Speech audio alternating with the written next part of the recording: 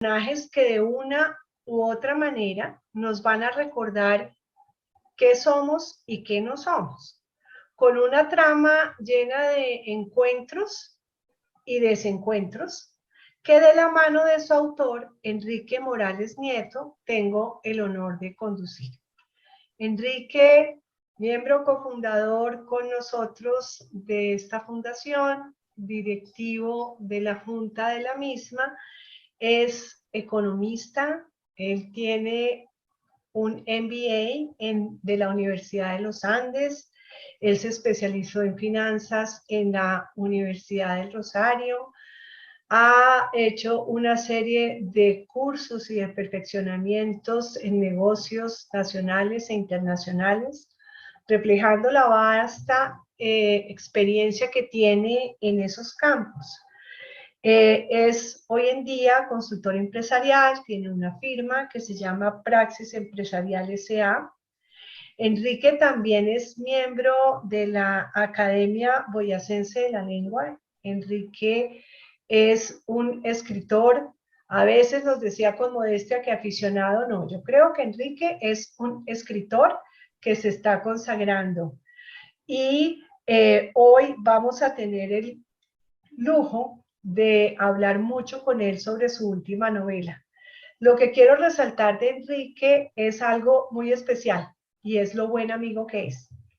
Entonces, Enrique, bienvenido a esta tarde con nosotros.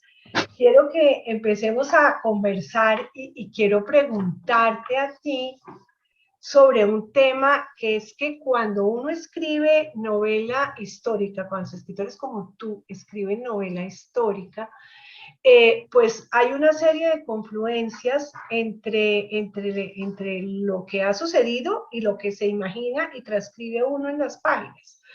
¿Tu fuente de inspiración cuál es? ¿Tu disciplina? Cuéntanos. Bueno, muchas gracias, Beatriz. Pues primero que todo, muy quería al aceptar ser, digamos, mi contertulia. Hoy a todos también un abrazo y muy buenas tardes para todos. Sí, realmente yo creo que uno escribir es ante todo un homenaje a la palabra. Independientemente de lo que uno quiera escribir, uno puede escribir de historia, de filosofía, de psicología, pero cuando escribe una novela no se puede olvidar que es un homenaje a la palabra. Y eso es lo que lo inspira a uno. Hay palabras que por sí solas inspiran. Una palabra crepúsculo o melancolía inspira por sí sola, inspira toda una novela. Ahora, si uno une dos palabras, mucho más. Uno puede decir la perenne melancolía, por ejemplo. Y entonces lo primero que yo hago es, dentro de ese homenaje a la palabra, analizar cómo me puede inspirar, y me inspira muchísimo leer poesía, porque la poesía le da a uno la perfecta unión de las palabras de manera clave. Y yo recuerdo, a mí me gusta mucho José Asunción Silva, por ejemplo, y cuando uno lee los versos de José Asunción Silva tan hermosos, por ejemplo, sus nocturnos, dice, por los rayos de la luna proyectada, iba sola, iba sola, iba sola por la estepa solitaria, y tu sombra esbelta y ágil, fina y lánguida. Fíjate cómo utiliza una serie de adjetivos para definir la sombra. Eso es bellísimo. Uno no puede enfrentarse a escribir si no tiene claro ese honor y ese homenaje que le tiene que hacer a la palabra. Y hay muchos escritores pues que escriben y no miran la belleza y cómo deben manejar la palabra. Él es un elemento fundamental. En mi caso también me encanta la música, porque la música me inspira a mí, me ayuda a resolver problemas que son difíciles de resolver cuando uno escribe, ¿no? De pronto hay un personaje que quiere quitarse la vida y no lo hace, y entonces cómo se reconcilia con la vida. Entonces a mí me ha ayudado mucho, por ejemplo, la música de Beethoven, la música de Mozart, la música de Bach, incluso la música de Shakira o los vallenatos, ¿no? Mírame fijamente hasta cegarme, por ejemplo. Cosas de esas lo inspiran a uno muchísimo, y entonces yo oigo música no solamente para resolver problemas difíciles en la trama, sino para inspirar. El otro tema que me parece a mí muy importante antes de escribir es hacer un ensayo sobre el tema. Y las novelas que yo escribo tienen que ver mucho con el poder, con el ejercicio del poder. Y yo creo que la novela es importante en la medida que uno pueda estructurar diálogos, muy fuertes los diálogos.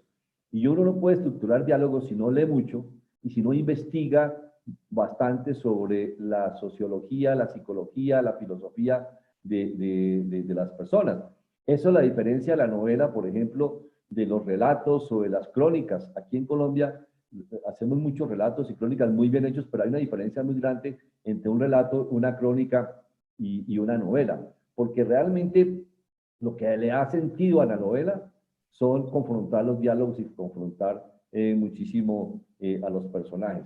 Yo tengo, por ejemplo, personajes, y en esta novela también, que tienen que enfrentarse a un inquisidor, y el inquisidor es una persona terrible, y para enfrentarse tiene que tener argumentos muy fuertes y estar dispuestos a oír a los del inquisidor, o un personaje que va a dictar una conferencia en la Universidad de Sapienza sobre ética, cree Dios y ciencia, y entonces tiene que esperar qué le va a responder el interlocutor. Entonces uno tiene que ser muy serio en esa parte, entonces me gusta siempre como hacer un ensayo, que es la novela detrás de la novela.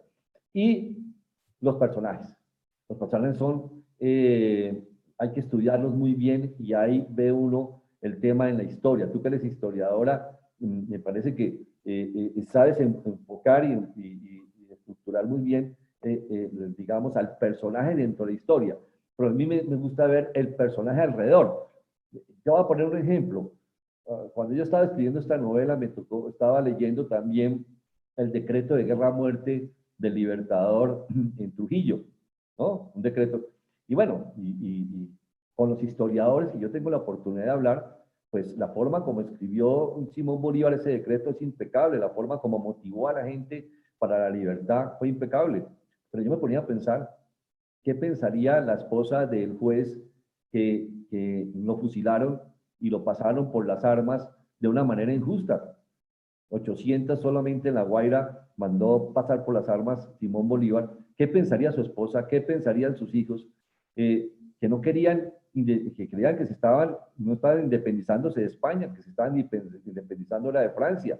Y muchos de ellos no querían, no sabían ni por qué estaban peleando los patriotas, porque muchos de los hacendados patriotas trataban mal a su gente, y muchos de los esclavos se pasaron al ejército realista. Entonces uno dice, ese hecho histórico que es tan importante, muchas veces oculta unos temas que así le permite al escritor y a la novela sacarlos a relucir. Entonces, ese es muy importante. Y a mí me pasó, Beatriz, algo parecido para Abolengos. Yo a Abolengos, ¿en qué me inspiré? Me inspiré en una noticia que estaba en un momento oyendo por la televisión, y era un personaje que habían tomado preso porque se pasó un poco de semáforos y atropelló a 3 o 4 personas, de los cuales pues parece que una chica murió.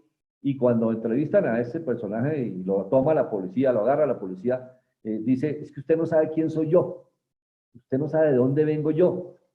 Entonces yo me puse a pensar, y eso se repitió en muchas ocasiones, que vemos muchas personas que hablan y dicen, usted no sabe quién soy yo.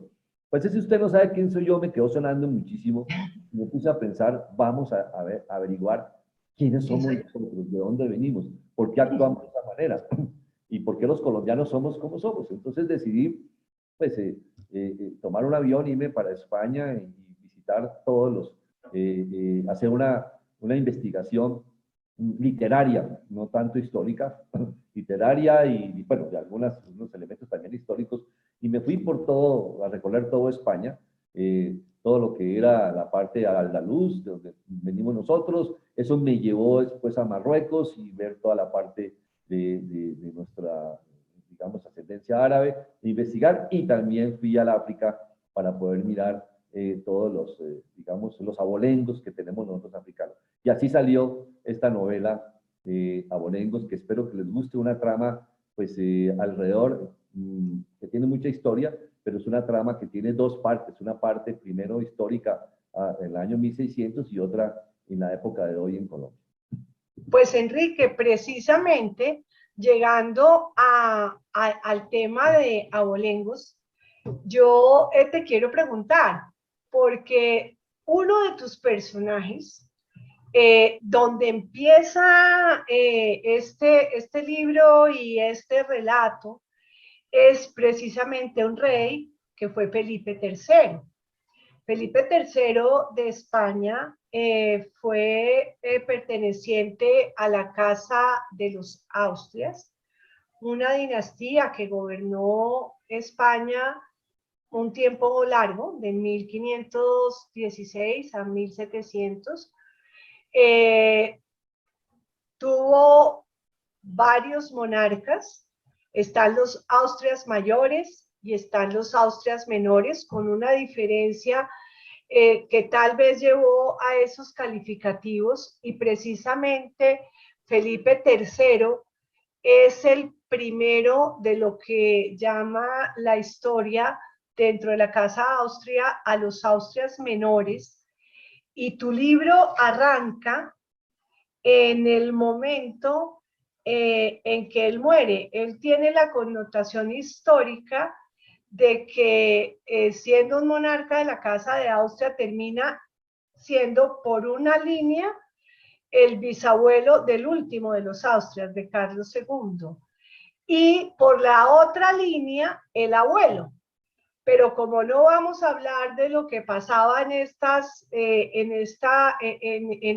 Casa Austria y cómo terminó sin sucesión Carlos II, sino vamos a empezar a hablar por qué te inspiraste, qué fue lo que más te llamó la atención de Felipe III para que tu libro empezara precisamente en ese momento. Sí, pues bien interesante, Beatriz, tu pregunta.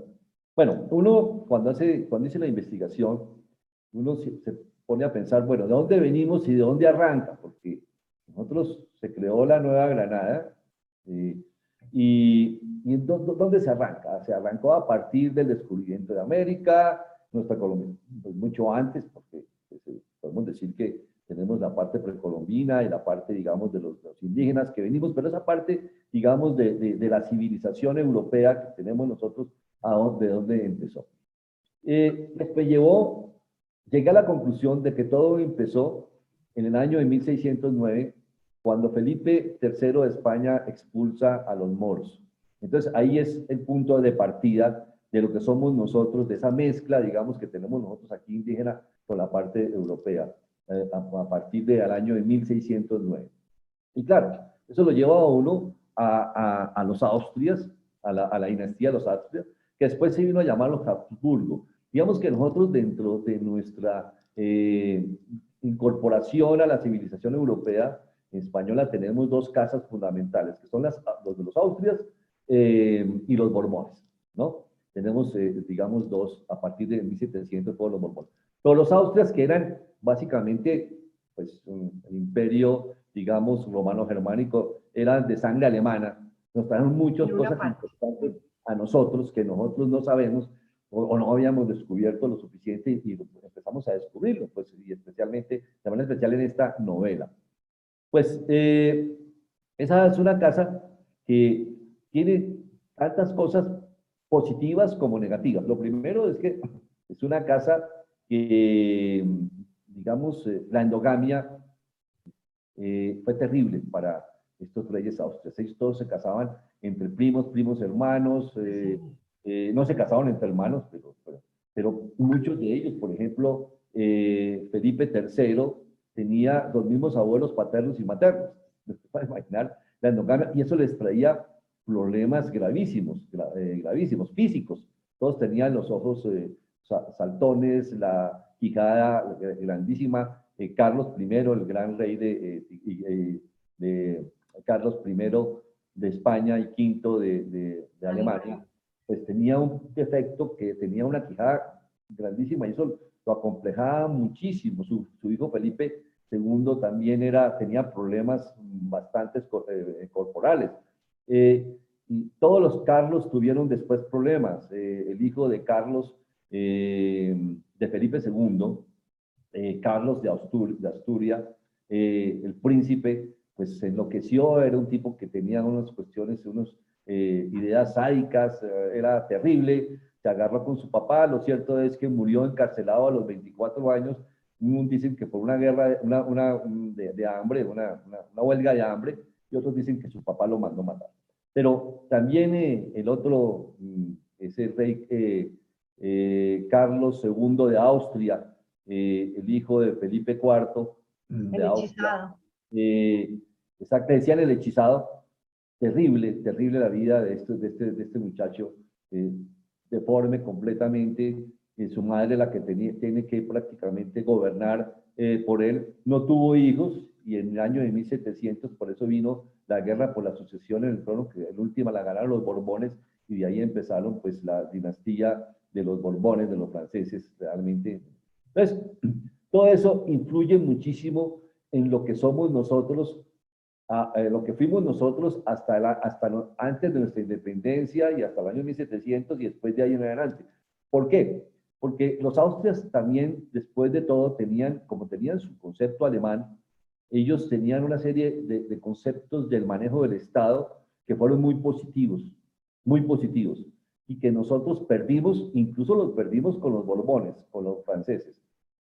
Por ejemplo, los austrias eran les gustaba el feudalismo, por ellos todo lo que son los virreinatos vienen de ellos. Existía el virreinato de Sevilla, el virreinato de Castilla, todo España tenía virreinato, y también aquí, digamos, en las Indias. El sistema jurídico que implementaron los austrias, que venía pues de España hace mucho tiempo por los austrias, tenían un sistema jurídico impecable. Las cortes, la estructura que tenían los austrias era muy buena. Por eso se sostenía el imperio, que después vamos a hablar un poco más de eso, pero tenían cosas buenas. Entonces, de hecho, en sí mismo, uno puede hacer una novela alrededor de esta dinastía tan increíble que eran los austrias, y ahí arranca la novela, y la novela va a revelarles cosas bien interesantes de esta causa de los austrias. Pues precisamente, por ejemplo, en los Austrias menores con Felipe III empezó una institución en la monarquía que fue como una especie de recuperación, digámoslo así, de la nobleza de los asuntos de gobierno, que fueron los validos. Y entonces aquí aparece un segundo personaje que tú lo delineas de una manera muy particular. Logras coger todas esas características del famoso duque de Lerma, las concatenas unas con otras y muestras a los lectores de Abolengos, pues, cómo era recreado este duque de Lerma. Y yo te pregunto, ¿por qué lo escogiste a él como personaje? ¿Qué te llevó? Yo sé lo que trae él en el libro, y es muy interesante, pero quiero conocer y que toda la audiencia conozca qué te llevó a personificarlo así y por qué también lo escogiste, qué fue lo que más te llamó la atención de este personaje y lo que definitivamente de pronto no, o si te gustó todo o si no te gustó nada. Bueno, bien interesante. Así como a mí me inspiró la novela, esa frase de "usted no sabe quién soy yo", también estaba viendo un noticiero y vi que unos personajes de la Corte Suprema de Justicia, muchos de los magistrados de la Corte Suprema de Justicia nuestra, estaban incursos en delitos terribles. Y un presidente de la Corte Suprema de Justicia de nosotros en la cárcel por pedir dinero para dar puestos. Presidente de la Corte. O sea, y entonces me puse a averiguar, claro, pero ¿de dónde viene? ¿Qué pasará que hasta un personaje, ya por pedir, de la alta magistratura de la Corte Suprema de Justicia? Entonces me llevó a descubrir un personaje que me dio muchas explicaciones de por qué. Y este es el corrupto y famoso duque de Lerma, Francisco de Sandoval y Rojas, se llamaba el duque de Lerma. Y llegué a este personaje porque tipo, los austrias, los reyes, pues se la pasaban de cacería, se la pasaban, Felipe III de España les gustaba mucho la cacería, le decían también el piadoso, porque Sí. por la mañana con su esposa se iba a misa, por la tarde rezaba el rosario, y por la noche jugaba cartas y se la pasaba, era un ludopa, digamos, terrible. y le gustaba mucho el teatro. Entonces, este Felipe, para no gobernar, porque no gobernaba, los austrias nombraron una figura que se llama el valido. Valido era, pues, le daban el sello real y era quien realmente firmaba por el rey, incluso tenía el sello real y firmaba como si fuera el rey todos los decretos. Eso les hacía tener un poder muy grande.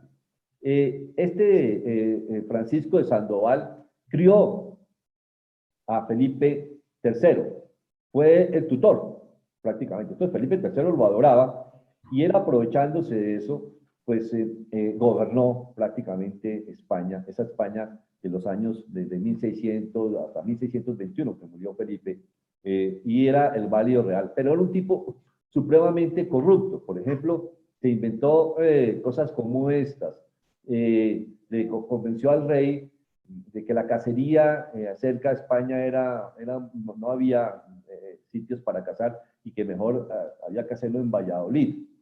Entonces hizo que el rey pasara toda su corte de Madrid a Valladolid y él, muy vivo, compró todas las propiedades en Valladolid y se las vendió a la corte carísima. Bueno, trasladar una corte es trasladar aproximadamente 5.000 personas, entre nobles, entonces trasladó y les compró. Después convenció al rey de hacer lo contrario, de que era mejor volverse otra vez a Madrid para la cacería. Entonces les vendió, los había comprado en Madrid baratísimo para después venderle las propiedades en Valladolid. Hizo al revés, les vendió en Valladolid baratísimo y les volvió a vender en Madrid. Se volvió un millonario con esto. El tipo también era muy usual que en los grandes cargos se vendieran, pero él vendía todos los cargos. Él pedía comisión, no solo por vender el cargo, porque ahí el dinero iba para el rey, sino que también lo que produjera ese cargo cobraba una comisión para él y su secretario, Rodrigo Calderón. El tipo también se encargaba de hacer nombrar el confesor del rey, nombraba al inquisidor, que generalmente era un hijo de él o un sobrino de él, confesor del rey o el inquisidor. También era el que cobraba a todos los nobles digamos, por la encomienda, porque los nombraba encomenderos. Y se inventó el negocio muy lucrativo de expedir títulos, especialmente y títulos de hidalguía, los cuales pues, se depreciaron completamente ser hidalgo, porque él vendía todos los títulos digamos, de hidalguía. Entonces este personaje se volvió millonario. La reina se peleó con él, ya vamos a hablar más adelante de eso, de la reina, pero el tipo logró hacer algo muy, muy efectivo para él, es que se hizo nombrar cardenal y por eso no lo pudieron ejecutar, y porque dependía de la iglesia. Al que sí mataron fue a su segundo, que era un hombre muy rico, Rodrigo Calderón. Exacto. Tanto que le sacaban al duque, según está narrado en la historiografía, como una especie de coplas de cómo se había logrado salvar del patíbulo precisamente haciéndose cardenal. Pero bueno, tocaste a otra persona que tuvo mucho que ver con el tema que va a continuación.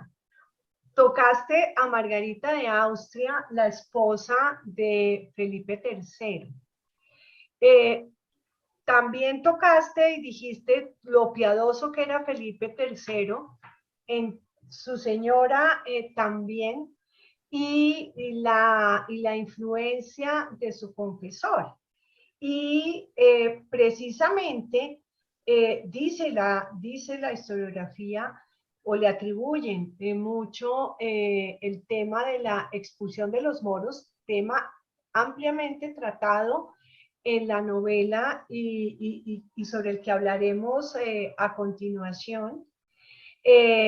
Los moros llevaban siglos en España, 8 siglos duraron los moros en España y fueron expulsados. La decisión de expulsarlos y la ejecución de la decisión fue realmente, digamos, en un corto tiempo, y fue para España pues compleja. España llevaba 8 siglos con la ocupación de los moros. Encontramos muchas huellas allí. Tú en tus investigaciones y en tu novela tratas el tema y además lo tratas de una manera muy dramática que no la vamos a contar para no perderle el chiste al libro. Pero sí quisiera saber ese pasaje, sí la reina, sí el confesor, y esa expulsión de los moros, ¿cómo la visualizaste?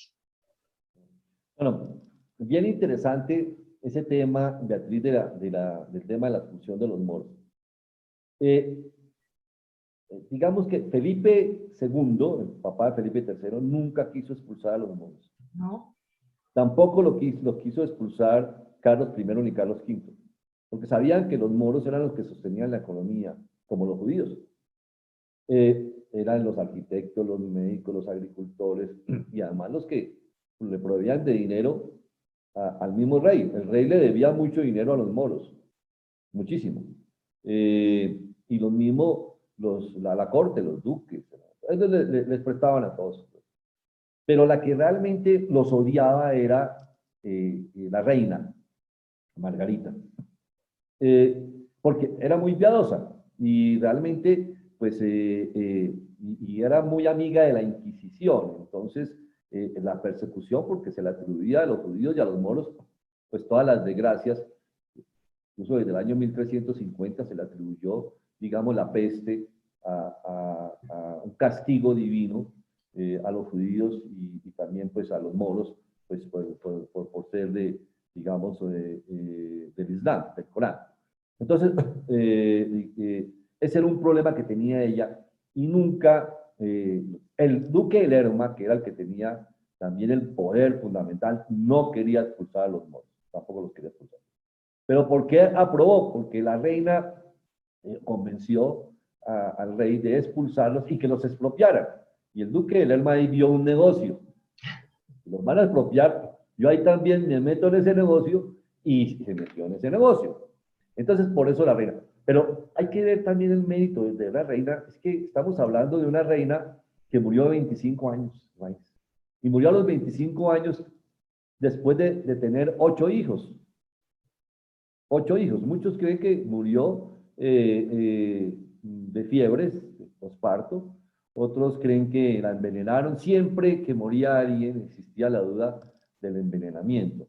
Pero era una reina de un carácter fuerte, fue la que la llevaba a las riendas y fue la que en últimas logró descubrir la corrupción del duque de Lerma y la corrupción de Rodrigo Calderón, el secretario del duque de Lerma. Es una mujer muy valiente, muy valiosa, pero desafortunadamente, pues su esposo le hizo caso expulsando a los moros. Lo que no hizo ni siquiera Felipe II con la rebelión de los moros en Alpujarra, entre el año 1569 y 1573, 74, fue la Alpujarra, la rebelión de los moros, y ni siquiera los quiso expulsar. Ahora, siempre existió la duda de que los moros se iban a rebelar, que se iban a unir con los franceses y que se iban a unir en algún momento con los, digamos, los otomanos para tomarse de nuevo el poder en España. Entonces siempre tuvieron ese cuestionamiento.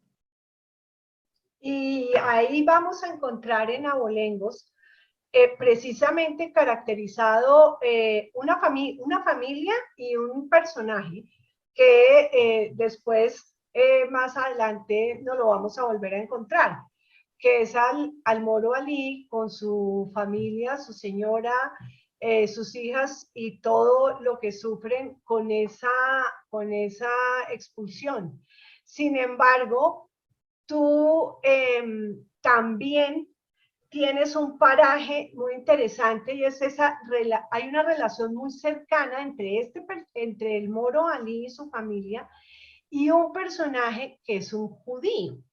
Entonces, pasamos también al tema de los judíos que estaban en España y que también sufren una serie de persecuciones Pero esa relación entre el moro Ali y el judío Rafael Levi es bastante interesante y tú mencionas con lujo de detalles como esa unión, esa amistad, esa cercanía y esos recursos que usaron a lo largo, que usas a lo largo de la trama para desarrollar esa relación. Cuéntanos un poco sobre el moro Ali y sobre los judíos, pues los sefardíes, donde estaba Rafael Levi. Sí, sí, bueno, uno cuando escribe una novela, Beatriz, empieza como a enamorarse de ciertos personajes, cuando va descubriendo cosas que son como de novela, digamos, de epopeya. Eh, para mí, los árabes, digamos, fueron maltratados en España y ellos no maltrataron nunca tanto a los españoles, a los ibéricos, cuando tuvieron la posibilidad de dominarlos, o cuando dominaron la España. Hay como una injusticia y empieza uno a investigar la historia para poder recrear este personaje que se llama el Moro Ali, un tipo bueno, un tipo que ayudaba, tenía, con 3 hijas, pero que es acusado por la Inquisición y tiene una serie de problemas gravísimos este personaje. Pero entonces lo lleva uno a estudiar a través de este personaje quiénes eran pues los árabes. 700 años de dominación es algo que queda en toda una cultura, así los españoles y los ibéricos no lo reconozcan. O sea, vamos a ver cómo los ibéricos no reconocen mucho, no les gusta mucho saber que ellos tienen una sangre árabe, ¿no? Les gusta más decir que tienen sangre judía y que árabe. Yo creo que tienen de las dos. Pero bueno, pero los árabes llegaron a muchas temas muy importantes. Llegaron en el 711 y llegaron pues por Gibraltar. Gibraltar significa la montaña de Tarik. Tarik fue, digamos, quien invadió a la península ibérica en todo lo que es la parte de lo que se llama hoy el Andaluz. Pero los árabes nos dieron muchas cosas importantes. Nos dieron, por ejemplo, el concepto de los números, el concepto del cero, el concepto, la trajeron la ingeniería, la arquitectura, todo lo que son los cítricos, el algodón, el arroz, el papel, todo eso se lo vemos a los árabes. La biblioteca de Córdoba tenía 4.000 ejemplares. Si nosotros miramos el español, se estima que de las 93.000 palabras que tenemos en el idioma español, un 15% son palabras árabes, pues bellísimas, ¿no? Como decir naranja, bazar, alcázar, etcétera, etcétera. Son todas palabras árabes que le debemos muchísimo, muchísimo, muchísimo. Los árabes y los judíos, digamos que tenían una amistad muy fuerte en España, y especialmente hacia el año 1200, cuando llegaron digamos, al máximo de esa dominación árabe, fue el año 1200 aproximadamente, tanto que en la ciudad de Lucena vivían los dos filósofos más importantes de la época, ¿sí? Maimónides y Averroes. Uno judío, Maimónides, y el otro árabe, y que influyeron tanto en nuestro concepto y en la filosofía que tenemos nosotros hoy en muchos casos. Y si uno va a recorrer todos los pueblos, eran tan amigos que hoy por hoy, si tú recorres España, tú recorres Sevilla, Toledo, Zaragoza, todas las ciudades que tú entras en España, vas a ver que tienen su esencia de arquitectura es árabe. La esencia de la arquitectura es árabe. Y siempre hay, digamos, hay una mezquita y una sinagoga, porque eran amigos. Los diferenciaba prácticamente era la vestimenta. Muchos de los judíos, pues casi todos hablaban árabe, En la historia, los judíos han hablado, su idioma fundamental no ha sido el hebreo, ha sido más el árabe. Pues eso viene de la dominación de los de Babilonia, que dominaron a los asirios en el siglo quinto, sexto antes de Jesucristo. Y de ahí viene la dominación. Entonces, los árabes le respetaron a los judíos sus propiedades, sus costumbres, su religión, y dieron una sana convivencia entre los dos. Eso creó muchas amistades. Y el libro recrea la amistad entre el judío, entre Moro Ali y el judío sefardita, que era, ¿no? Rafael Levi. Entonces, se volvieron muy amigos y muestra justamente cómo, bueno, cuando los expulsaban a los judíos, también de paso expulsaban a los árabes, ¿no? A los moros, porque para los españoles era prácticamente lo mismo. Entonces siempre los expulsaban. La expulsión la primera más fuerte fue la que hicieron los reyes católicos el año 1492 con el edicto de Granada, cuando expulsaron a los árabes. Fue una expulsión en ese momento un poco más tranquila, más condescendiente. Dieron 4 meses para que se fueran y le dijeron, el que no se vaya se puede quedar y desde que se convierta al cristianismo, y no tienen problema. Entonces muchos se convirtieron al cristianismo y casi todos se pusieron nombres castellanos. Ahí vienen muchos de los apellidos de nosotros, ¿no? Por esa deuda, por eso los sefarditas. Los judíos que vivían en Castilla y Aragón son los judíos que se llaman judíos sefarditas. Ellos, cuando los expulsaron, muchos de ellos se fueron para el este, especialmente para Francia, también se fueron para Turquía, otros para Portugal, y algunos se quedaron. De esos judíos sefarditas, realmente se cree que viven hoy unos 3,5 millones. En Colombia llegaron a ser alrededor de unos 5,000, pero se les perdió la huella porque todos se cambiaron realmente el apellido, el nombre, etcétera, etcétera. Entonces, esos son, digamos, la parte de los judíos sefarditas. Y sí, realmente ya hablaremos cómo los árabes, los españoles como tal, tienen mucha sangre árabe. Por alguna razón no les gusta muchísimo. En el año de 1400 se publicó, 80, un libro interesantísimo que se llama El Libro Verde de Aragón. En ese Libro Verde de Aragón, los mismos españoles hacen una crítica a la nobleza y dicen, mira, aquí noble español, no somos ninguno. De sangre totalmente española. Porque nosotros los españoles realmente no venimos, digamos, ellos creen que hay una raza, dicen ellos, que es como unos celtas españoles, ibéricos, y han hecho unos estudios de ADN y han llegado a la conclusión que de ahí proviene. No es cierto, no es cierto. Y lo digo porque también venimos ahí nosotros, ¿no? Digamos, los españoles vienen, si vamos a ver la sangre que tenemos todos nosotros a través de los españoles, es una sangre que es fenicia, que los fenicios fueron los que fundaron a Cartago, que fue esa ciudad-estado tan importante que rivalizó durante mucho tiempo con el Imperio Romano. Y a raíz de, digamos, Cartago, a raíz de las guerras púnicas, se establecieron en España, ¿sí? Especialmente Aníbal, Amílcar, Asdrúbal, bueno, todos los generales fenicios se establecieron allá y crearon una sociedad muy... Entonces, tenemos mucha sangre de lo que es. Y el origen de todos nosotros, es realmente Sem. Por eso, nosotros venimos de los semitas.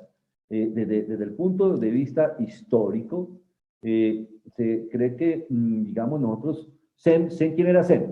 Sem era uno de los hijos de Noé, ¿no? De acuerdo con la... Y ese hijo de Noé se fue para lo que es hoy Palestina y todo lo que es hoy por hoy, toda la parte de Jordania, de Palestina, de Irak, de Irán. todas esas son razas que vienen de los semitas.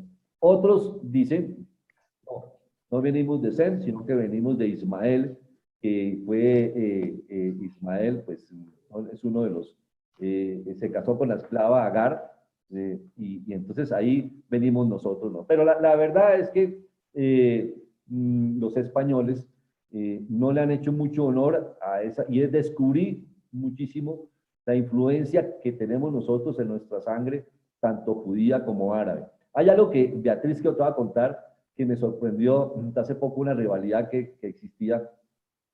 Los españoles hicieron un estudio hace poco, como en Colombia, de nuestra sangre, qué tanto porcentaje tenemos nosotros de judíos y de árabes. Los españoles llegaron a la conclusión de que ellos son 25% vienen de los judíos sefarditas y un 10% apenas de los árabes.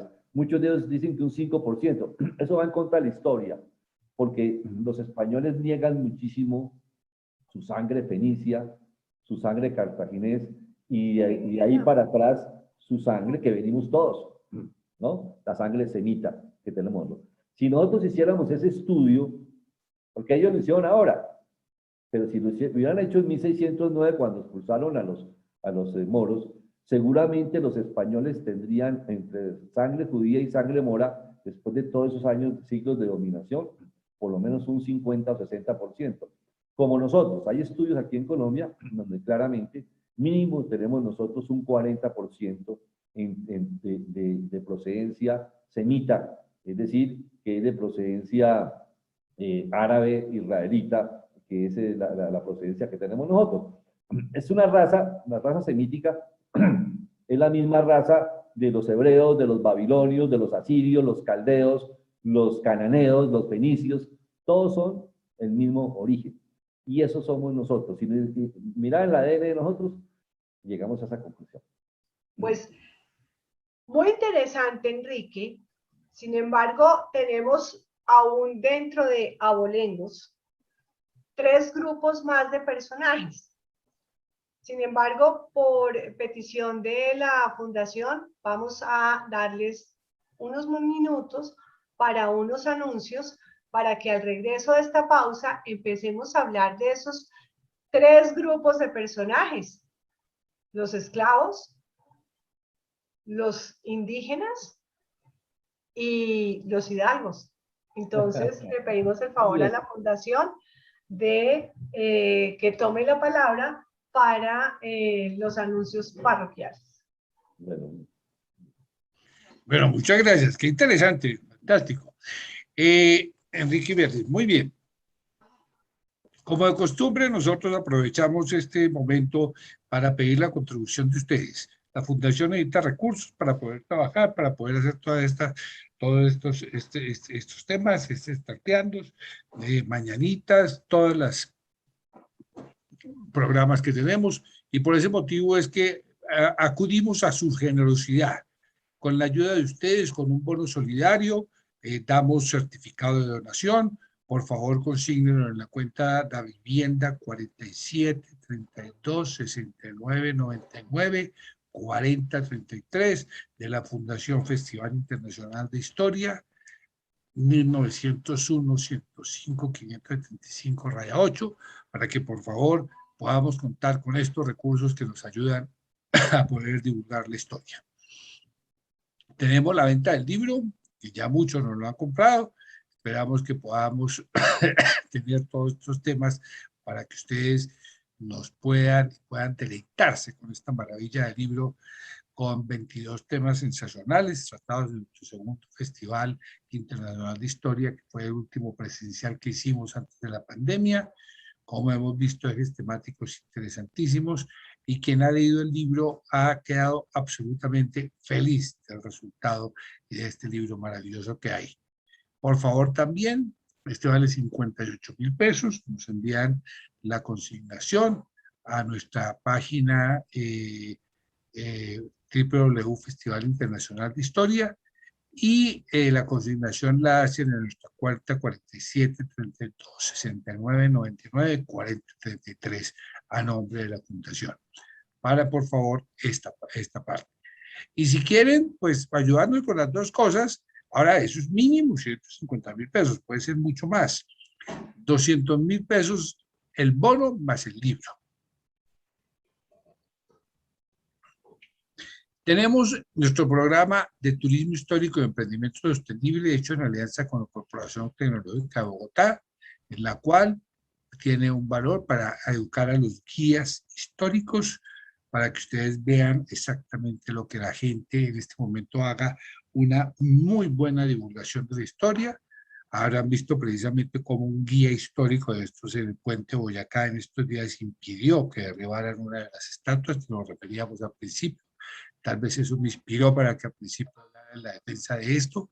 Y por favor, esos guías que saben perfectamente transmitir la historia es lo que nos interesa para que de verdad tengamos una muy buena divulgación de la historia y conocimiento de la historia. Tenemos 25 pueblos patrimoniales con todas las cosas, con todo lo que hay.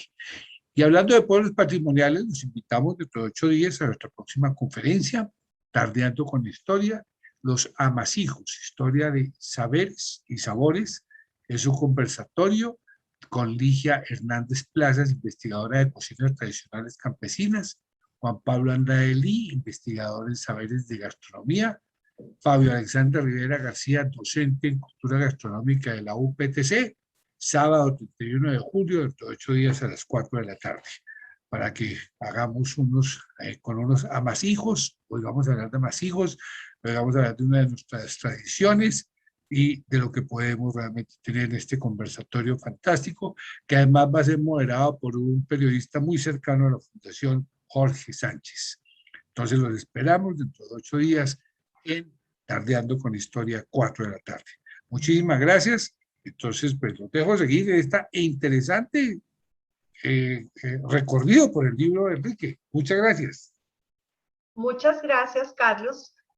Vamos entonces con la segunda parte de esta conversación y entramos a uno de los grupos de personajes, además, que nos muestras no solamente cómo llegaron después de que eran los esclavos adquiridos en virtud de negociaciones que eran, digamos, el producto de unas expediciones que fueron haciendo a las costas africanas y que se fueron internando por los territorios, y los jefes de las tribus y los reyes africanos negociaban con los portugueses, negociaban con los españoles, y aparece una familia muy especial en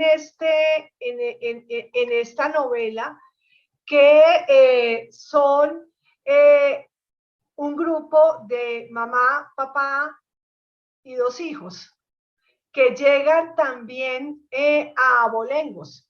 Cuéntanos, Enrique, porque al principio nos comentaste que en tu investigación te fuiste al África, a ese continente tan especial y tan lleno de misterios que creo que a todos nos atrae. ¿Qué encontraste de esos rastros sobre los esclavos que llegaban a ultramar, al Nuevo Mundo, y sobre esas negociaciones que se hacían, y sobre el caso que recreaste de esta familia? Sí, es decir, ¿fueron ellos o fue una figura? ¿Por qué llegaron? ¿Cómo? ¿Qué transmitieron? ¿Qué tenemos? Bueno, muy interesante este tema de los esclavos, porque nos obliga a remontar, digamos, nuestros ancestros esclavos, nuestros orígenes como país, y de qué esclavos venimos nosotros, ¿no? Y la deuda que se tiene también con los negros en Colombia, no solamente por la esclavitud, sino porque aportaron muchas cosas que nosotros olvidamos, y muy importantes para lo que fue la Nueva Granada. Lo primero que tenemos que decir es que de dónde venimos. Todo se remonta más o menos hacia el año 1200. Yo creía que era mucho después, digamos hacia 1600, pero no. Llegué a la conclusión de que todo nos remontamos hacia el año 1200, de esos árabes del Sudán que crearon un reino que se llamó el reino de Sujanta Keita, un personaje mitológico, un personaje para que se han hecho muchas películas de él, un gran personaje, que estuvo en el norte del África y lo que es hoy el Golfo de Guinea, ¿no? Es un poco, lo estamos viendo donde está Cabo Verde, ¿sí? Donde está la parte, digamos, de Cabo Verde hoy que está tan de moda. Ellos llegaron y crearon un reinado que se llama el Reino de Malí, ¿sí? Y también el Reino de Benín. Ayer me quedé fascinado con la celebración desde los Juegos Olímpicos, viéndolos desfilar, ¿no? Estos personajes sirvieron con los mismos trajes que tenían, que están prácticamente aquí, que podemos ver, desfilaron ayer. Espectaculares desfilaron para los Juegos Olímpicos. Pues ellos eran un gran reino, bien importante, lleno de historias, etcétera, etcétera. Pero bueno, realmente los portugueses, y ellos fueron los que enseñaron muchas cosas a los orígenes de los esclavos que vinieron, ¿no? Que vinieron acá. Realmente los portugueses, que fueron los que empezaron a vender los esclavos, empezaron eso hacia el año de 1430 con Enrique el Navegante, mucho antes de que se hubiera descubierto América, que fue en 1492. Entonces los portugueses ya tenían un pie en el África ya, y ese cuento de que los portugueses salían con flechas a cazar esclavos no es cierto. No es cierto, que les ponían, eso es una cuestión más de Hollywood, no es cierto. Por el contrario, digamos, existía cierto desarrollo importante en África. Es decir, todos estos reinos que existían en el África, que existían como 8 reinos, grandes reinos, entre ellos uno era el reino del Congo, no eran tan atrasados como los imaginaban los europeos, ¿no?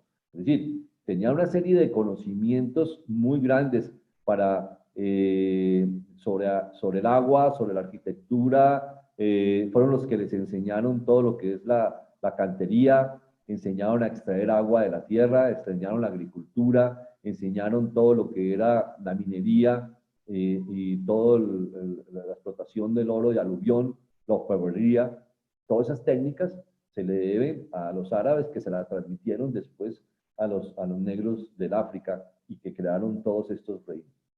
El Congo, los portugueses lo llamaban Manicongo, al rey del Congo, y la capital era Mabanza, ¿no? Pero para darte algunos datos importantes, el rey del Congo tenía 400.000 guerreros. Prácticamente ningún ejército en Europa tenía esa cantidad de soldados, y ya hablamos de guerreros. Tenían casas, ciudades bastante grandes, bien hechas, hechas de madera, tanto que los portugueses allá crearon una catedral con obispo y todo, y era muy importante el obispo de Mabanza, allá en el Congo. O sea, no estamos hablando, ¿qué pasó? Lo que pasaba es que entre ellos, entre los reyes del Congo, se traicionaban y ellos mismos eran los que tomaban a sus propios como esclavos y los vendían a los portugueses. Y pues los vendían por una serie de bobadas, de cosas tontas, digamos, que les daban era baratijas, y ellos les daban las especias, el marfil, especialmente el oro. Los portugueses hicieron algo que me pareció bien interesante, y por eso vamos a ver en Abolengos qué pasó con esta acción de los portugueses. Los portugueses dijeron, no vamos a tratar mal a los reyes del Congo, los vamos a tratar como reyes. Y los invitaban a la corte de Portugal.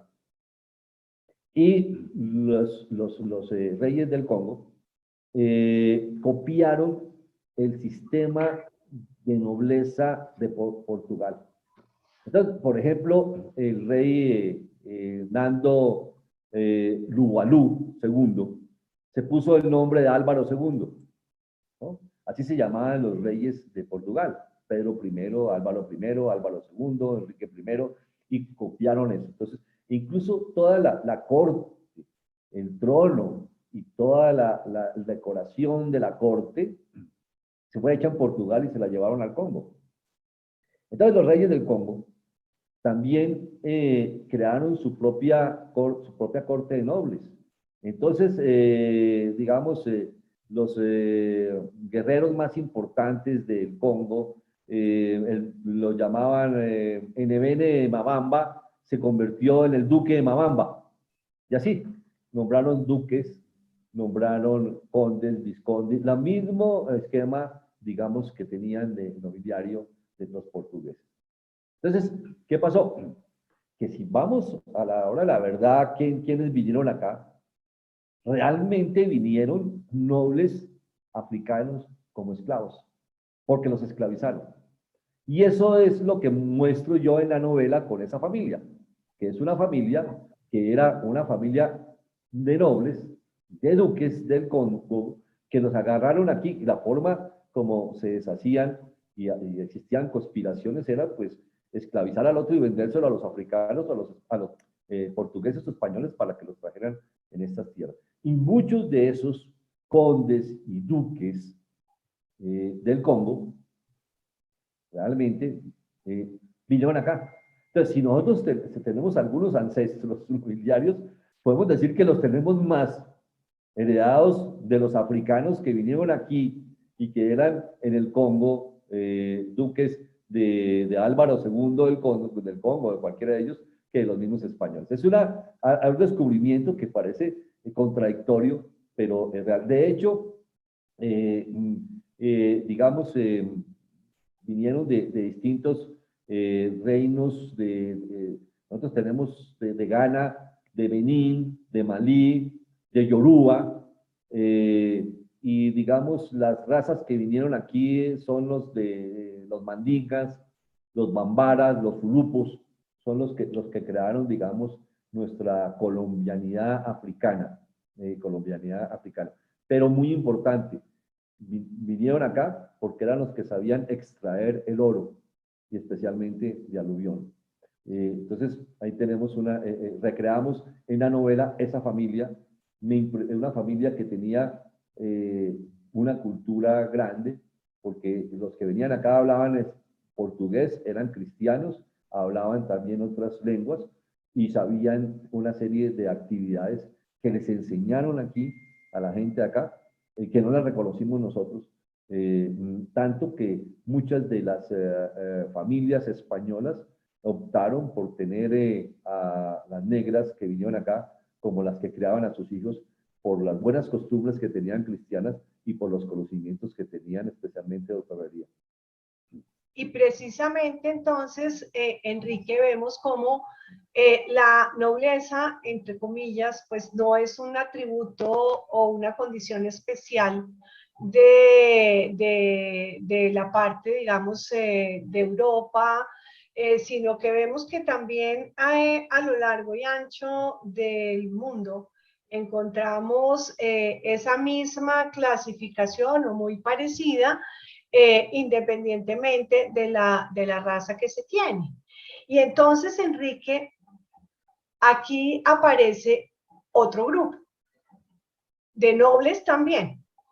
Una nobleza que dentro de la pirámide social de la época en España pertenecía, digamos, a la nobleza más baja, que eran los hidalgos.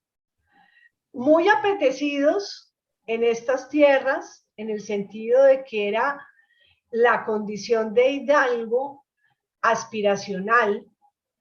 En otras circunstancias, pues vituperiada, porque esa connotación de hidalguía daba tal vez privilegios sin ganárselos, se compraba, se adquiría por posición, se tenía que hacer algo, se trabajaba o no se trabajaba, entonces como con muchas variables. Y tú traes en tu novela hidalgos. Entonces, cuéntanos cómo los delineaste y cómo llegaste a ellos, y sobre todo porque ahorita en unos momentos llegaremos a la parte, al desenlace del libro, todo ese desarrollo y esa admiración y animadversión, esa parte, y esa parte de ellos es bien interesante. Entonces, ¿cómo los dirías? Aquí es muy importante, porque en general en la Nueva Granada hace un honor muy fuerte a la hidalguía. Sí. Realmente se descubre uno que la hidalguía en España eran los hazmerreír, eran como los tontos de la nobleza, y de ahí nació todo lo que es la picaresca, ¿no? De ese siglo de oro tan importante y que apoyó tanto Felipe III y también su hijo Felipe IV. Es toda esa época de Pedro Calderón de la Barca, de Francisco de Quevedo, Luis Vélez de Guevara, que es tan importante, bueno, Lope de Vega. Entonces, el que dañó realmente el concepto, los hidalgos eran una nobleza que se daba como por servicios, ¿no? Okay. Pero como el duque de Lerma le dio por vender los títulos de hidalguía, se los vendía a todo el mundo y él se robaba el dinero. Entonces, hubo pueblos en donde de los 523 habitantes, allá hay crónicas, 522 eran hidalgos. Imagínate. Entre ellos se despreciaban. Entonces, el más pobre del pueblo, que no era el hidalgo, era el más importante, el que el resto de los nobles sí lo querían de alguna forma, porque a los otros los despreciaban completamente. Entonces, porque la nobleza, aparte de la base de que ser noble en España, era un delito trabajar, o sea, era más que un delito, era una humillación ver a un noble trabajar. Ellos no trabajaban, ellos usufructuaban de la encomienda, de los terrenos que se les daba. Entonces, ese era el tema. Entonces, el hidalgo no tenía propiedades, tenían un título que le daban, pero él asumía la posición del noble en donde trabajar era una humillación. Entonces, por eso es dos versos que dicen de gran cuidado en su indumentaria, disimulando días y noches de hambre, sin olvidar las fórmulas galantes y finos modales que caracterizan a su nobleza.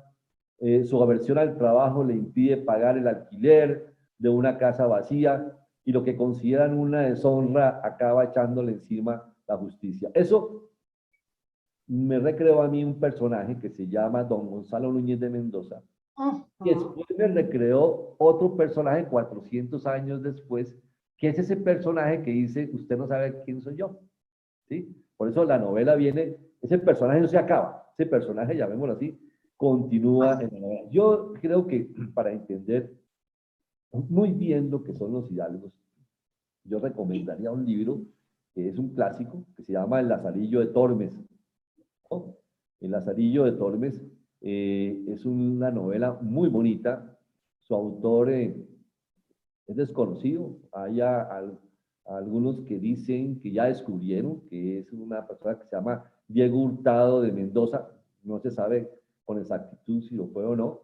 Pero el Lazarillo de Tormes es la historia de un lazarillo, un huérfano, que su madre le consigue, igual para el padre, un trabajo, primero como lazarillo, después tiene 7 jefes, llamémoslo así, y cada uno tiene una historia, pero uno de ellos es un escudero que se cree hidalgo y se muere de hambre porque prefiere morirse de hambre antes de trabajar. Entonces, miremos eso. Y eso nos quedó muchísimo en nuestra sociedad.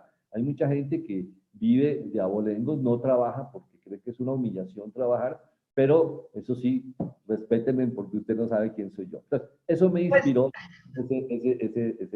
ese personaje tan bueno, pues, para una novela.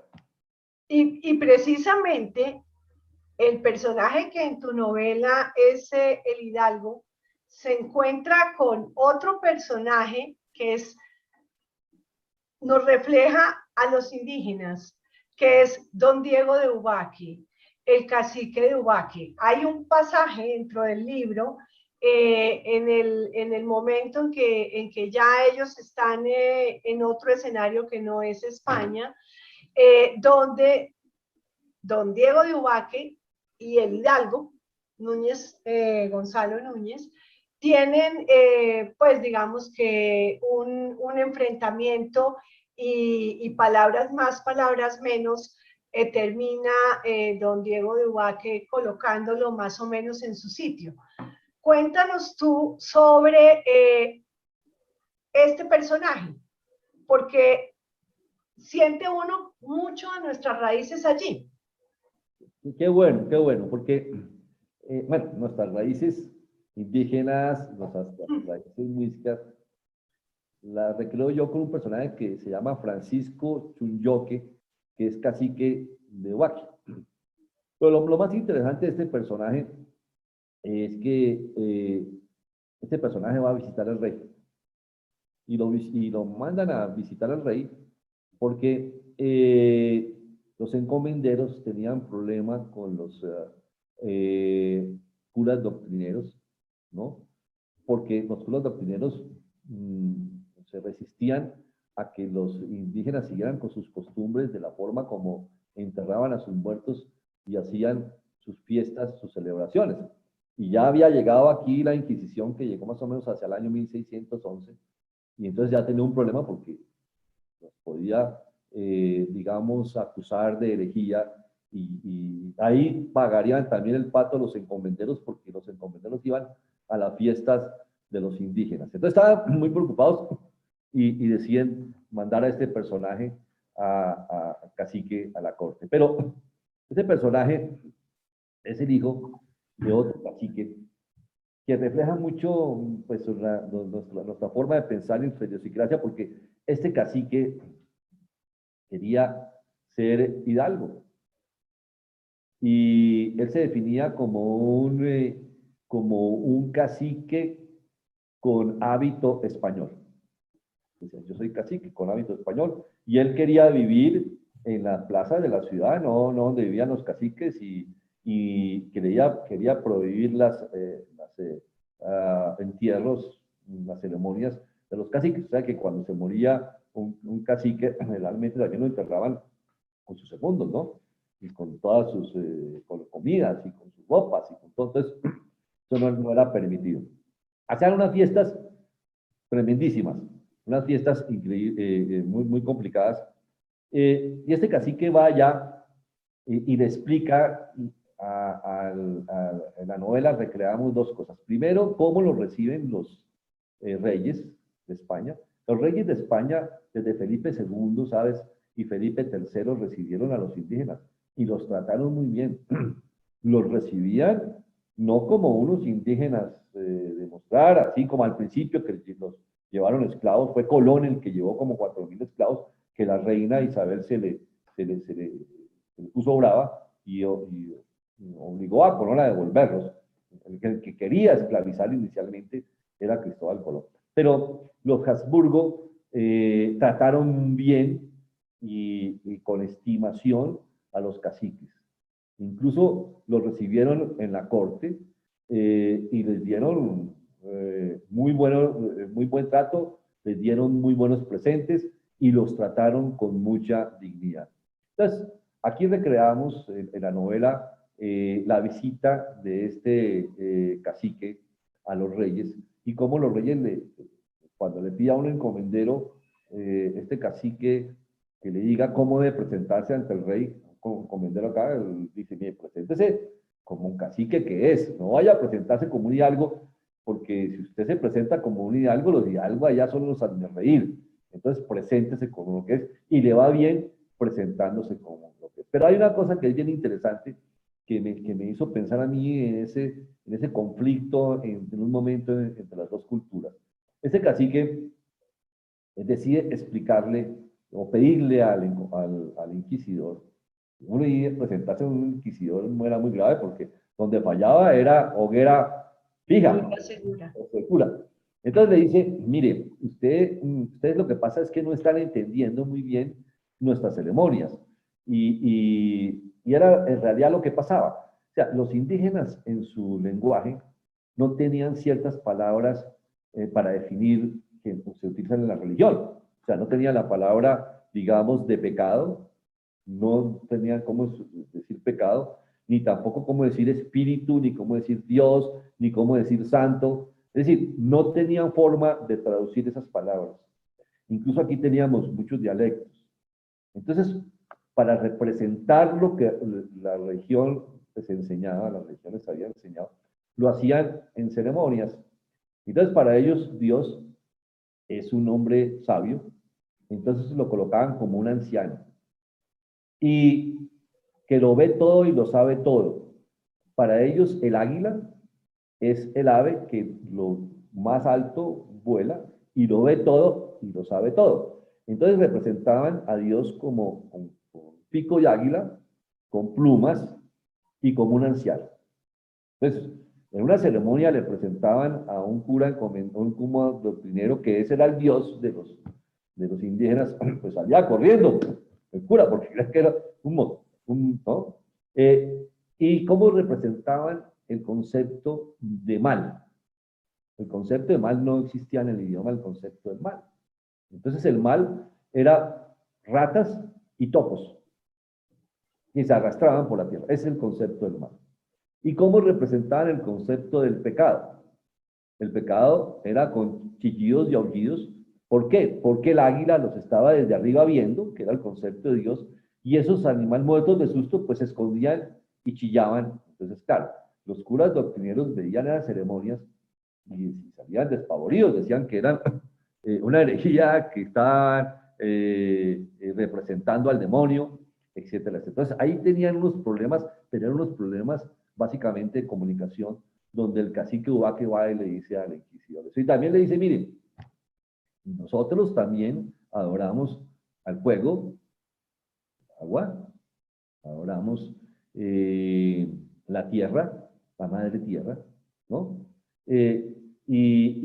Bueno, eso no, además, tratando, como lo habían adoctrinado, él era católico, y dice, no se le olvide, señor inquisidor, que cuando Dios se le presentó a Elías en la cueva, dice la Biblia, se le presentó como un viento suave, ¿no? La naturaleza. El inquisidor le responde, y le responde, yéndole, venga para acá, entiendo, afortunadamente usted me explicó la situación, pero no se le olvide que Dios es uno solo, en cualquier uno, o sea, y no podemos adaptar a Dios a las creencias de los indígenas, o no, es uno solo y es el mismo y tiene que ser de esta manera. Ese es un tema que ya se los dejo para cuando lean la novela, los que quieran leerla, para que miren esos conceptos de culturas que son tan difíciles, digamos, de extrapolar de una cultura a la otra, y también nos explica el por qué los indígenas actuaban de esa manera, que muchas veces se cree que es una idolatría, pero es que los idiomas no les permiten representar las cosas como quisiera que se representara la religión católica. Entonces hay que entenderlos a ellos, y eso es un pasaje que me pareció muy bonito del cacique de Ubaque, como representante pues de nuestra raza, ¿no? Y entonces tú haces algo, y es que llegas, y dentro de la novela, ya estamos en los momentos finales de esta charla, y entonces tú dentro de la novela hay un viaje de unas naves que vienen de España, pasan por África, llegan aquí a ultramar, y estos personajes todos aparecen en Cartagena de Indias. Ese capítulo también es muy interesante y muy bonito. Ve uno cómo era la Cartagena del momento, el empuje, el auge, el negocio, el movimiento de la ciudad y todas estas culturas entremezcladas. Y está uno en esa parte de la novela entendiendo cómo llegaron y cómo se va delineando, y se va el uno para un lado, el otro para el otro, a este le pasa A, el otro le pasa B, C, y de pronto Enrique se queda uno, yo me quedé sorprendida, porque se acaba un capítulo y volteo la página y pasaron 400 años. Entonces, yo sí quiero preguntarte a ti, ¿por qué ese salto que uno al principio empieza a leer y dice uno, aquí qué pasó? ¿Por qué hiciste ese salto de los 400 años? Eh, Estas personas, pues obviamente, la suerte de cada uno es distinta, sus descendencias, en fin, pero llegaste a 400 años, ya no en Cartagena de Indias, ya estamos en Santa Fe de Bogotá. ¿Por qué ese salto, Enrique? ¿Y qué finalidad tenía? Tú has dicho que es el desenlace del libro, pero cuéntanos. Bueno, qué bueno. Bueno, primero, ¿por qué los colocamos en un barco? A todos ellos, los colocamos en un galeón. Es la forma de decir, bueno, ahí colocamos al judío, al moro, al noble, ¿no? Al hidalgo, al esclavo con su familia y al indígena. O sea, todo lo que conforma de alguna manera ese conflicto y esa pelea por una nueva identidad, ¿no? Y usted no sabe quién soy yo, pues ahí a todos los que, quiénes somos nosotros, los colocamos en un barco. Y interesante que si llegan primero a Cartagena de Indias, ¿cómo empieza? A mi juicio, en Cartagena empieza lo que somos nosotros, realmente. Y empieza en los años 1600, lo que somos nosotros. Y hay cosas interesantes, o sea, que Cartagena llegaban los barcos comerciales que venían de Sevilla y de Portobelo, ¿no? Que era el puerto en Panamá, digamos, en Panamá. Y porque Cartagena se hacía dos ferias muy importantes, ¿no? Una feria de las mercancías que venían del norte y la otra que venían, digamos, del sur, del Perú, etcétera, etcétera, etcétera. Era tan importante Cartagena, bueno, Cartagena en esa época, en 1600, se volvió importante porque se construyeron las murallas, ¿no? Y entre otras cosas, las construyeron unos italianos, el ingeniero Bautista Antonelli y su hermano fueron los que construyeron las murallas de Cartagena y se las llevaron, las construyó relativamente rápido porque la construyó con pues la mano africana, pero las canteras eran extraídas por moros y judíos, ya, realmente. Pero era tan importante que te voy a dar un dato que me sorprendió muchísimo, muchísimo.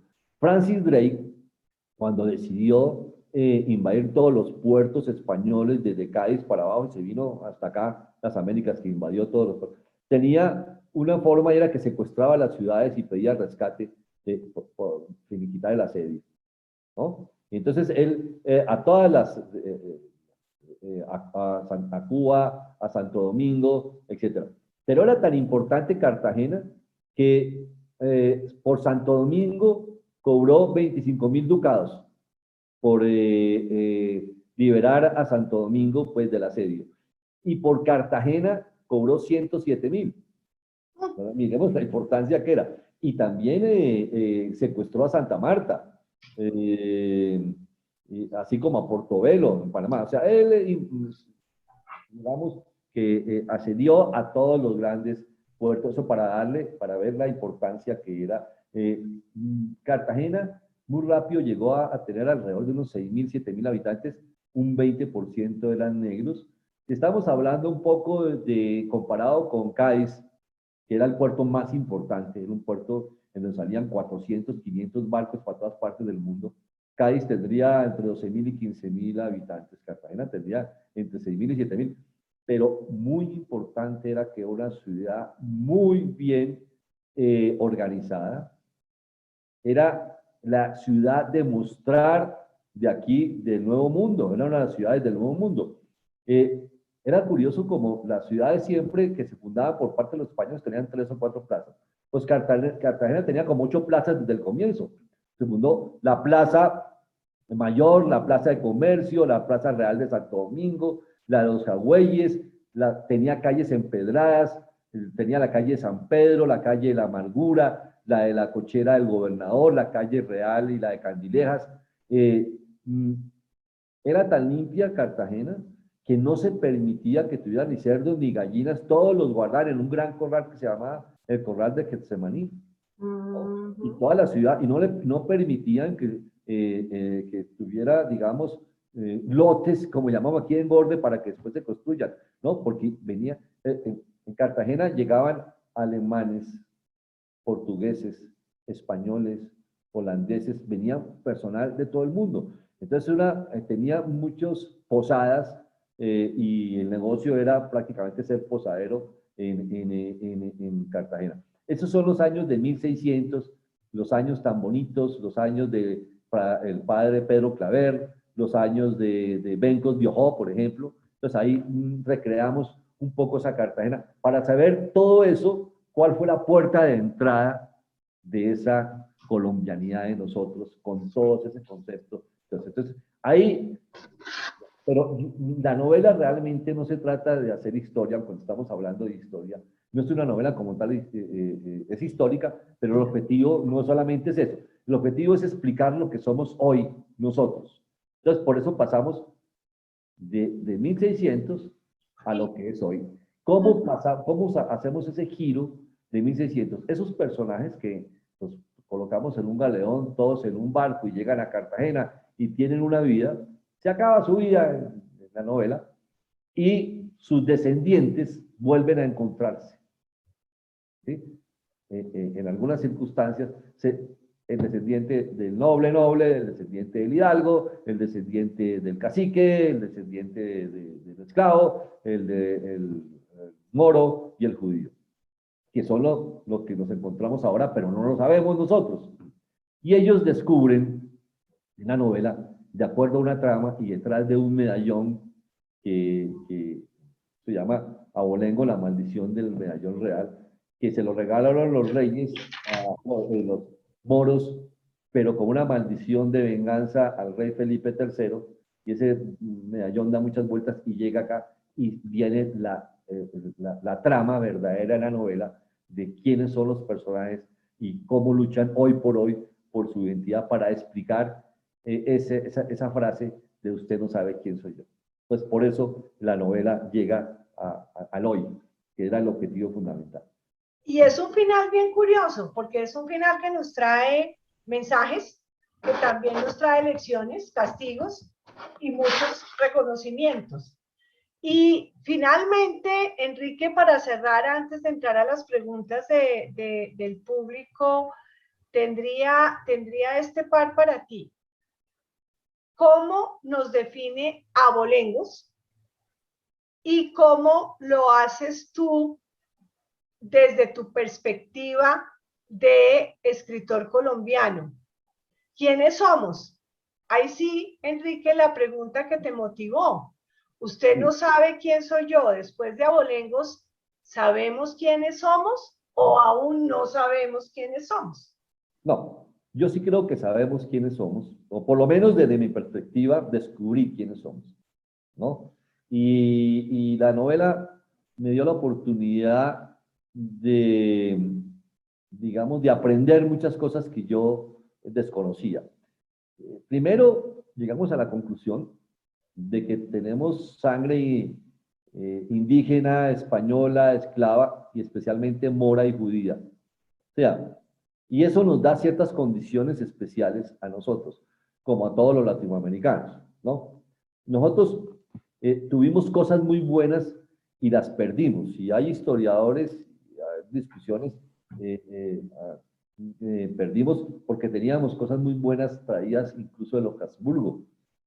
Perdimos con la independencia, entre comillas, perdimos algunas cosas. Pero somos, digamos, la mezcla de ser personas humanas, pero muy ambiciosos y codiciosos. Pero también somos como bipolares por algunas cosas, ¿no? Entonces somos en extremo generosos, compartimos todo sin reserva cuando es menester. También somos demasiado orgullosos y soberbios.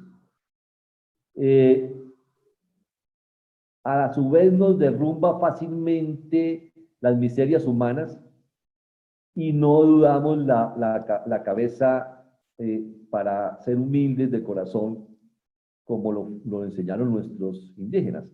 Entonces aprendimos de los indígenas ese concepto que es dar, recibir y volver a dar, ¿no? Los indígenas eso es lo que tienen. Pero somos también conflictivos, porque en nuestra sangre hierve la humildad y la desconfianza del indígena, el desprendimiento y el resentimiento y desconfianza del esclavo, la altivez del hidalgo y la generosidad del moro.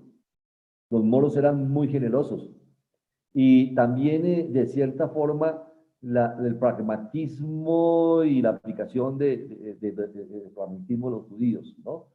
Y nosotros somos a veces demasiado doctrinarios, usted ve que me puede ver que los colombianos, porque eso se lo heredamos de los moros, ¿no? Y somos pragmáticos en un momento determinado porque se lo heredamos de los judíos. Entonces, somos una raza que tiene, los colombianos, una serie de elementos, pero lo que pasa es que no sabemos explotarlos, por no saber quiénes somos nosotros. Entonces, a nosotros nos falta, en realidad, el concepto es un liderazgo que una todas esas potencialidades que tenemos nosotros. El elemento de Colombia no es que seamos lo que somos los colombianos, porque seamos una raza especial, no, somos privilegiados por todos los elementos que tenemos. Lo que pasa es que perdimos institucionalidad y perdimos una serie de valores que se fueron perdiendo en el tiempo. Por eso los colombianos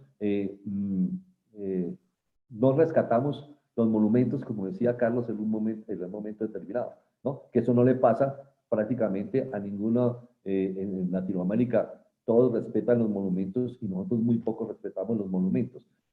Porque el colombiano, teniendo toda esa riqueza, le ha hecho falta la institucionalidad y el liderazgo. Ese es como nuestras fallas que tenemos. Pero si a mí me ponen a escoger, yo creo que esa mezcla que tenemos nosotros es bellísima. Es decir, tener todas esas cosas de los moros, de los judíos, de los esclavos, de los españoles, es un valor muy grande. Pero esos valores, sin liderazgo y sin institucionalidad, pues se pierden. Ya. Tenemos entonces, podríamos decir nosotros, Enrique, que tenemos de todo y aquí precisamente vienen varias preguntas. Una de las preguntas es si por el lado español, en tu investigación encontraste que por el lado español hay varias raíces. Sí, a ver, partamos del hecho de que los españoles como tal no son digamos, una raza homogénea, ¿no? Los españoles son un concepto de distintas culturas y de distintas razas, ¿no?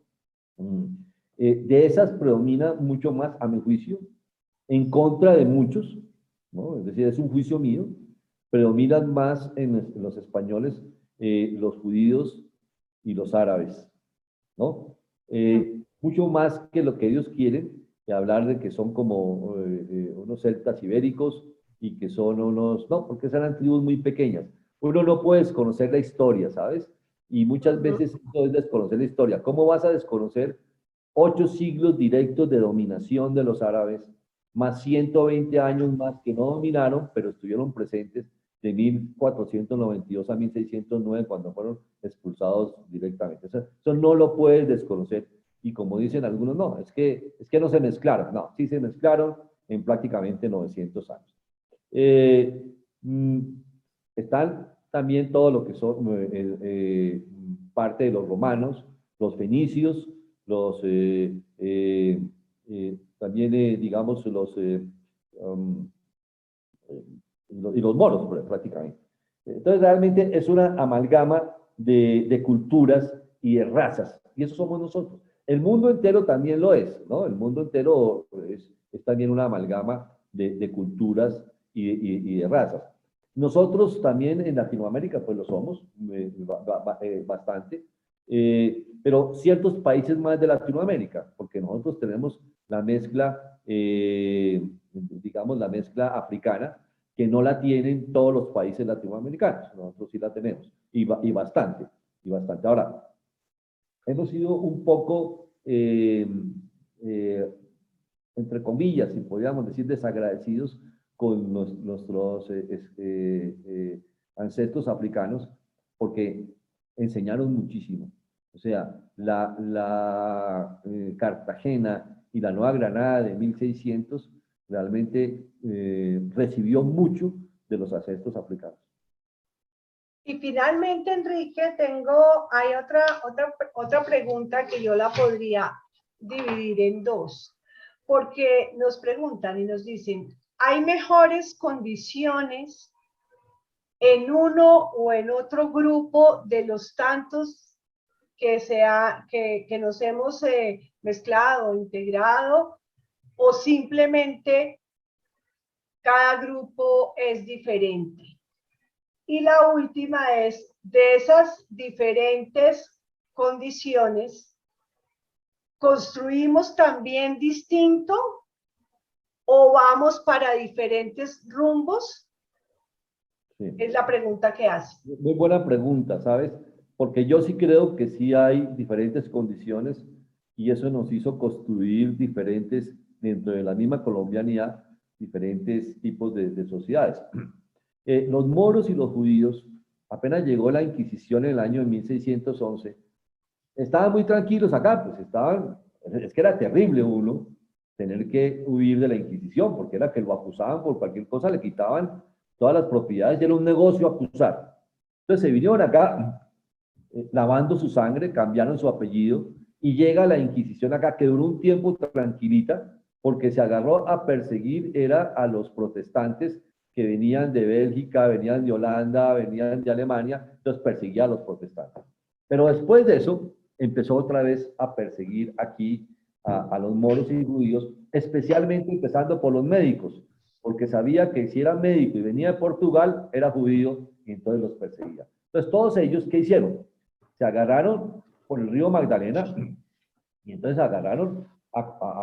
llegaron hasta Honda, y después del río Magdalena agarraron el Cauca y se fueron perdiendo. Y muchos dijeron, no queremos saber nada más de España y no queremos saber nada más de la Inquisición.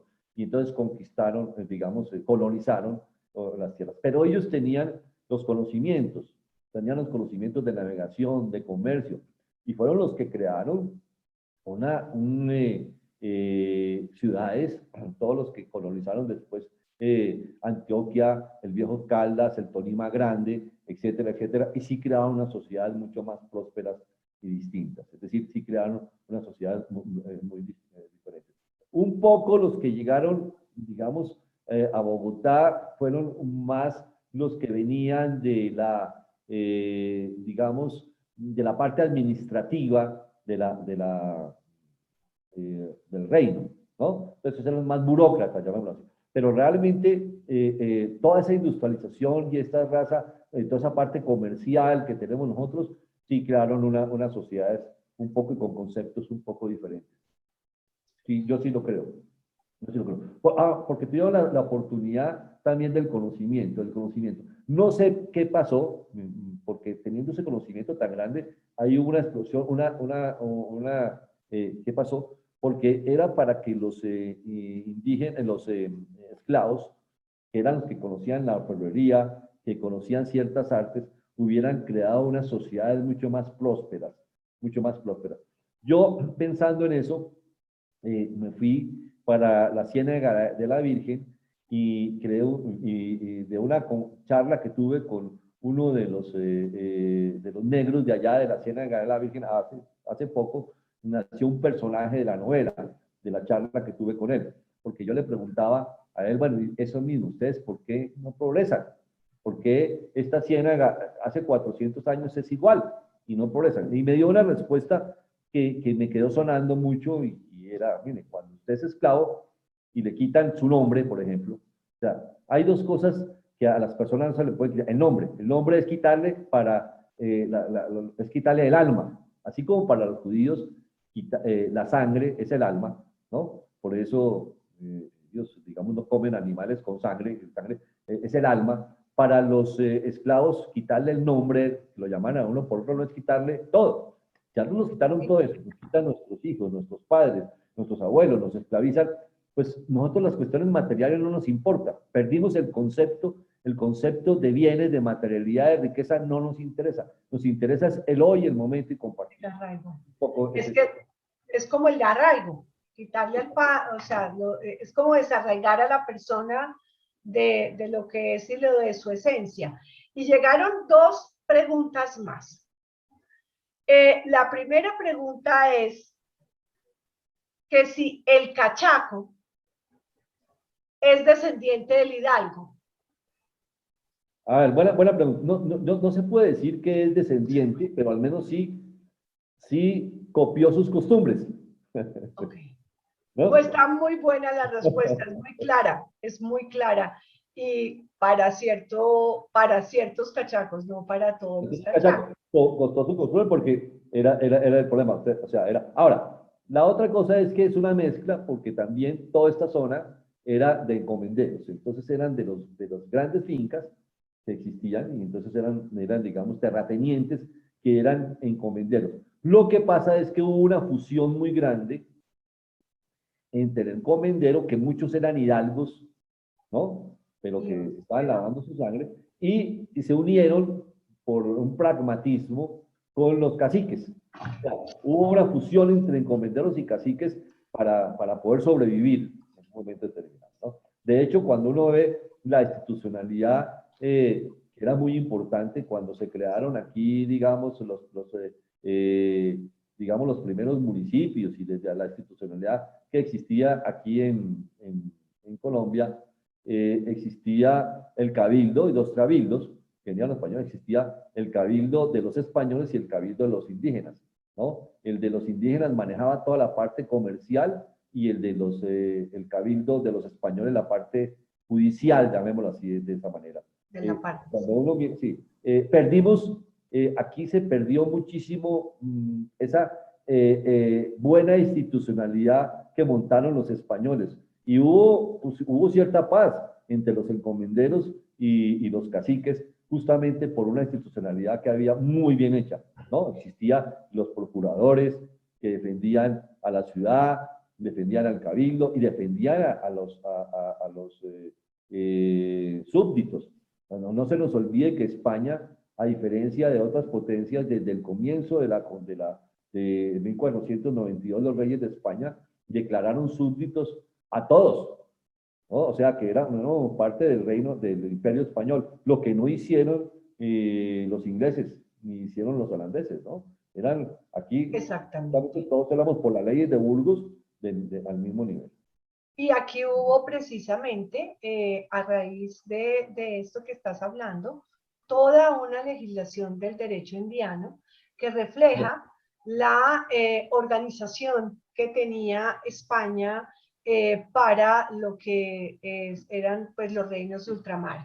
Viene otra pregunta, ya la penúltima porque después hay otra. Nos preguntan, ¿cuál es la razón por la cual España y Portugal le dieron la nacionalidad a los descendientes de sefardíes? Bueno, bien importante. Ellos se dieron cuenta que estaban pagando una deuda histórica, ¿no? Una deuda histórica. Primero eso. Segundo, que su población se está disminuyendo, ¿no?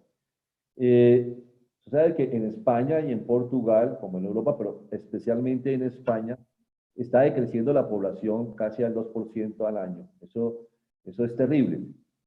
Y entonces ellos reconocen que quién mejor que repoblar a España que con personas que sean de sus mismos orígenes. Entonces están reconociendo los orígenes sefarditas. Además, reconocen que gran parte del conocimiento básico, el conocimiento de la arquitectura, de la ingeniería, venía de ellos. Entonces, digamos, es el pago de una deuda histórica.